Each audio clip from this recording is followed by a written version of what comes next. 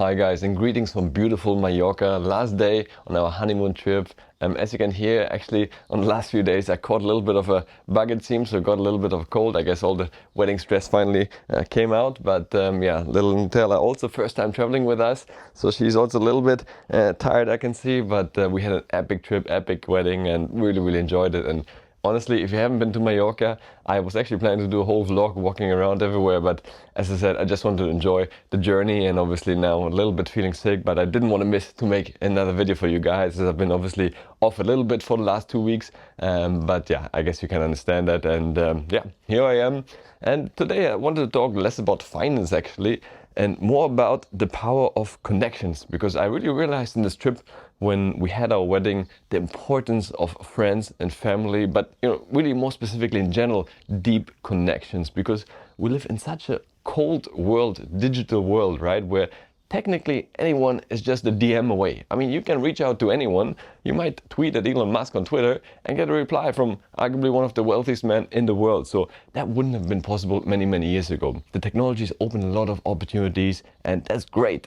But I see a lot of people, especially young people, when they're starting their careers or potentially their own business, they solely rely on that. And I really think that's holding them back. Sure, it gives you global outreach, but you're just one of many, right? You're competing with people from all over the world using AI, bot farms to reach out, mass reach out, cold mail, etc. But ultimately, I think we're really going back to the power of personal connections. Now, granted, you can't be personally in touch with everyone around the world, but if we really make an effort to maintain and grow the relationships we have or want to have, it really goes a long way. For me personally, I was really proud about my grades in university. I came second highest in my school. I was so proud of it. But guess what? When I applied for my first job, nobody actually asked for my grades. It honestly mostly worked through the power of my network, because somebody where I worked previously in my internship knew somebody who recommended me, and then they hired me. Sure, they looked at my grades, but that really wasn't the deciding factor. And ask yourself, if you work in a job, how many CVs you had to send to really get a reply. In general, if you know somebody working in the company, or you know someone personally who wants to provide money for startups, etc., it makes things so much easier than if you just cold outreach. I don't know about you, but personally, I get hundreds of emails a month pitching me their services, products, etc. And honestly, I just mute them, delete them, and get on with it. But if a close friend with whom I have a personal relationship reaches out, most likely I will much easier help him or her than somebody who just sends me a cold email. And I think it's also important to really understand, how do we network? Because these days a lot of the events internationally, they happen obviously in person, but also often streamed online, which is great, right? You can attend an event happening in Japan if you're based in Europe or elsewhere. But at the same time, I think the knowledge that you get can be the same. Even though for me personally, when I watch something on screen, I get much more easily distracted than when I sit in a room full of like-minded people, looking at a speaker, feeling the emotions, and you're definitely much more engaged, and hopefully the knowledge and the content will click with you and then hopefully trigger some kind of action and outcome out of it. Otherwise, why do you attend a conference? Just to kind of make a tick box that you've been there? No, you want to get some outcome out of it. And secondly, and for me even more importantly, is building your network. When you go for coffee breaks, you connect with other people, often again like-minded people, and you start building a network, right? And that's really the power of attending a physical event, and that's why I'm really a big advocate of going in person to events rather than just online. And for myself, next year I definitely want to make sure I have a couple of big events that I attend in person to really capture the emotion and build my network. And when we talk about building a network, the first thing is obviously to establish the connection, right? But then more importantly, you have to nurture it. For me, building a network is like dividend investing. You don't just buy one dividend stocks one time and then you're going to be rich in the next few years. No, you actually have to reinvest, buy more of it, let it compound and grow over time. And the same is true with connections and network. It's not that one time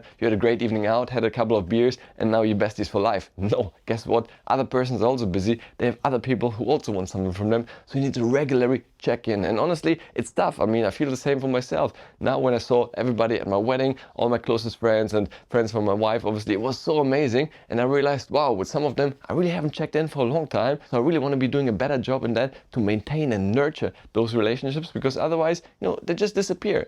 Obviously some friends come and go in your life, but I think it's still important to once in a while, make yourself a calendar entry. It doesn't have to be every month. You don't have to call every single person a month, but once in a while to check in with them, and not to ask something from them, but to just, see how things are going, because nobody wants somebody who constantly wants something from them. I mean, I guess you can imagine how many people write me every time time, can we help me with this? Can we help me with this? And while I enjoy helping other people, if I did that all the time, I wouldn't be able to make any videos or work on my job, right? That's why I have a call that people can book. And if you want to, you can obviously use the link in the description below, check it out, have a call with me, and then I'm very happy to help you. But in general, obviously you want to give first to others in order then to receive and just to have a network. With some of the people, I really want nothing from them.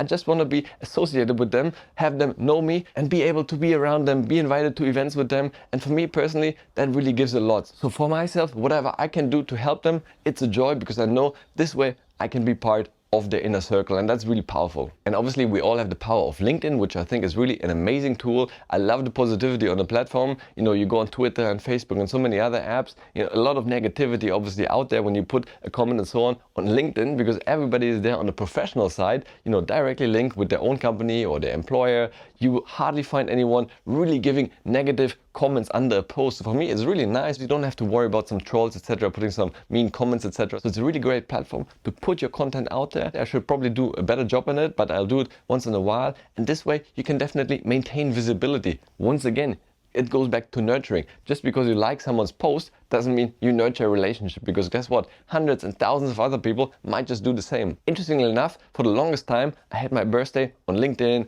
Facebook and other platforms, and every year on my birthday, I would get hundreds of messages from people I haven't heard in ages. Happy birthday, right? What does that mean? It means nothing to me. Just because I met someone sometime in the bar, they send me happy birthday once a year on LinkedIn, because obviously they got a reminder on the app that it's my birthday.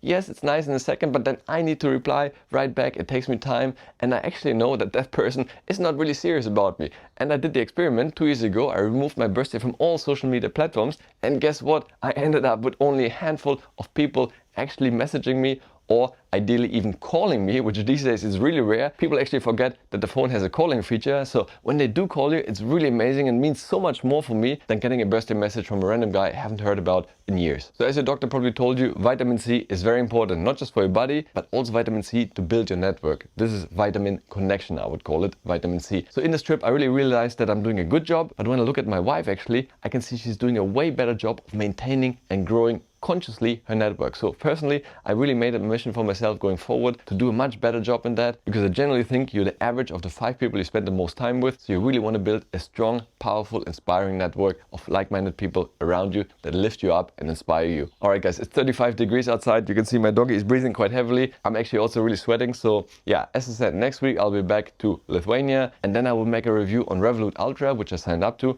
give you my honest opinion about the plan. I guess a lot of you might be interested about it. So in the meantime, check out this video over here. Until then, as always, stay healthy, get wealthy, and I see you in the next one. Ciao.